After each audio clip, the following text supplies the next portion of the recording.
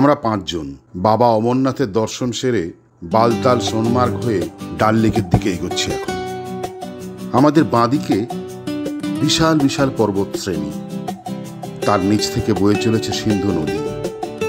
এ দৃশ্য চোখে না দেখলে বিশ্বাস করা যায় না।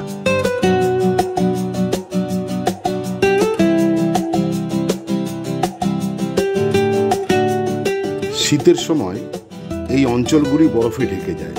আমার তোলা কয়েকটি স্টিল ছবিও এখানে দিলাম। সিন্ধু নদীর উপত্যকায় সোনমার্গ গ্রাম, কি অপূর্ব সুন্দর লাগছে। এটা আপেল বাগান। বেশ কিছুক্ষণ এখানে সময় কাটালাম, তারপর আমরা আবার এগিয়ে চললাম।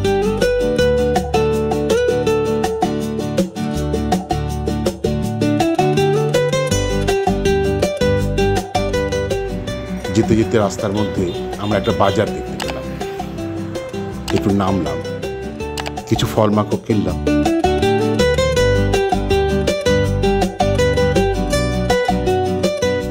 আমরা যাবার সঙ্গে সঙ্গে ওরা খুব আপ্যায়ন ভরে আমাদের ডাকলো। মাত্র 25 টাকা করে কেজি আপেল। আমরা বেশ কয়েক কেজি আপেল কিনে নিলাম। যদি শহর থেকে, সংসারের ঝামেলা থেকে, নানা রকমের পরিশ্রম থেকে যদি কেউ ফ্রি হতে চাও, তো একবার কাশ্মীর ঘুরে আসো। একদম যা বলেছে ঠিক বলেছে।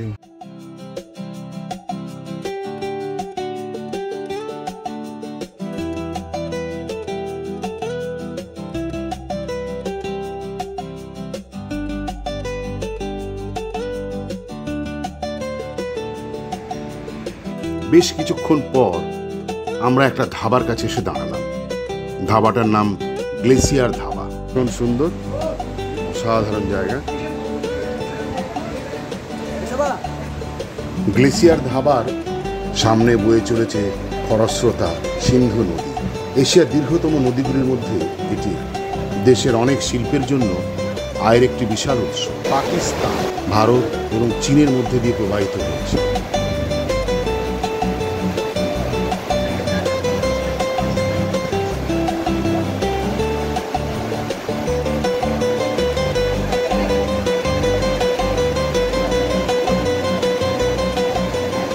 যদি কেউ ড্রাই ফ্রুট নিতে চান, ড্রাই ফ্রুটের দোকান।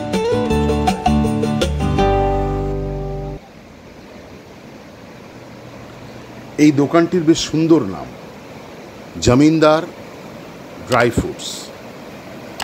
একদম রাস্তার ধারে, এবং একটু এগিয়ে গেলেই সিন্ধু নদীর ধারে একটা ধাবাও আছে। চলুন দেখা যাক।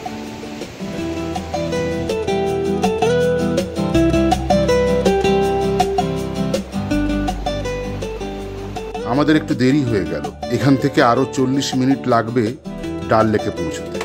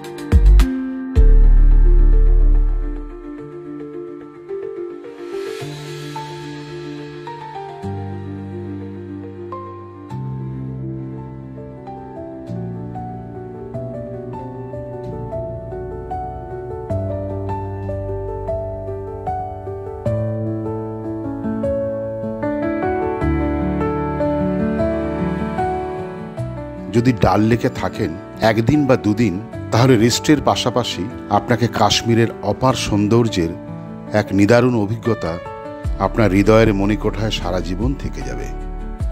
আমার মনে হয় বাঙালির কাছে ডাল লেক কখনো পুরনো হয় না।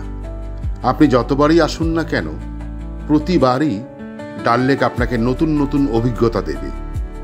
আসলে এর চারপাশে মনোমুগ্ধকর পাহাড় শ্রেণী মানুষকে ভীষণভাবে প্রভাবিত করে।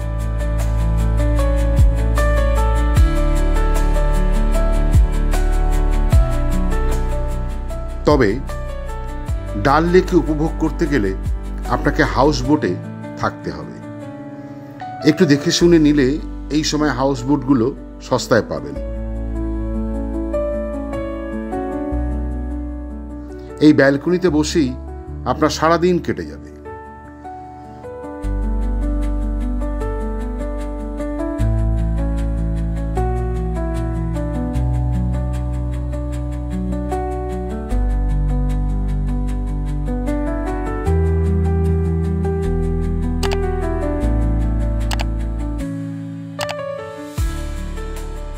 বিকেল থাকতে থাকতে বেরিয়ে পড়ুন নৌকোবিহারে। এখানে অনেকগুলি ঘাট আছে, যে কোনো ঘাট থেকেই নৌকোবিহার করা যায়, তবে একটু দর কষাকষি করে নিলে একটু কম হয়। আর তারপরেই মেন রোডের ওপরই বাঙালি হোটেল, একসঙ্গে অনেক লোক বসে খাওয়ার ব্যবস্থা আছে। পার্সেল করেও আপনি হাউস বোটে নিয়ে এসে খেতে পারেন। হাউস বোটে থালা বাটি গ্লাস সবই পাবেন।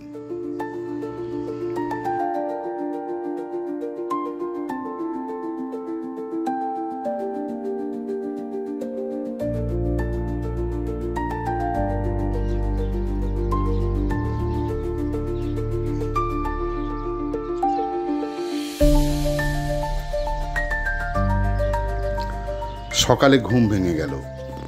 একটু ভোরে উঠতে পারলে এখানকার ফ্লোটিং মার্কেটও দেখে আসতে পারেন। বোটের ওপরই কিনে বেচা চলছে, সে এক দারুণ অভিজ্ঞতা। আমরা সকালে বেরিয়ে পড়লাম ডাল লেকের ধারে একটি গ্রামে। এবার আর বলবো না, এরপর চলুন দেখে নেওয়া যাক ডাল লেকের গ্রাম্য মুহূর্তগুলো।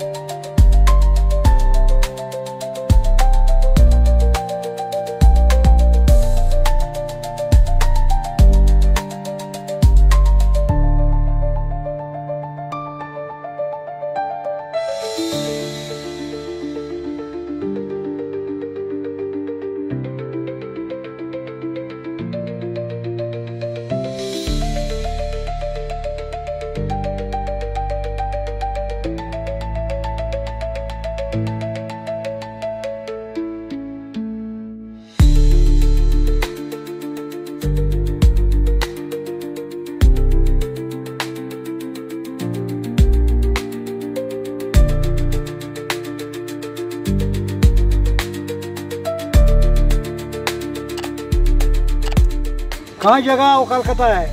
शियालदा। शियालदा और कहाँ है? बेलेघाटा, सॉल्ट लेक बेलेघाटा बोलते हैं। हाँ सब मैं जानती है वो रोड। शियालदा तो वो स्टैंड है। এই দিদিরও বললো বাড়াইছি আমাদের সোনারপুরে দিয়ে।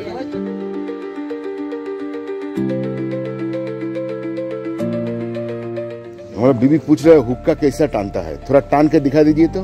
वो जो हुक्का हुक्का हाँ पीता है? नहीं पीता है, उनका मालूम नहीं है कैसा करके पीता है। तो हम बोला कि आप एक बार पूरा पी के दिखा दीजिए जो कैसा करके पीता है।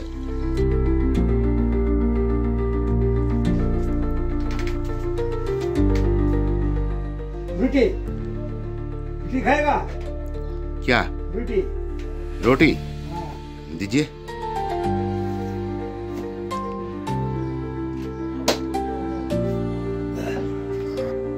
আমাদের ঘরে ডেকে এনে এই গ্রাম্য বৃদ্ধ মানুষটি যে আতিথেয়তা দেখালেন, আমি কোনোদিনই তা ভুলব না।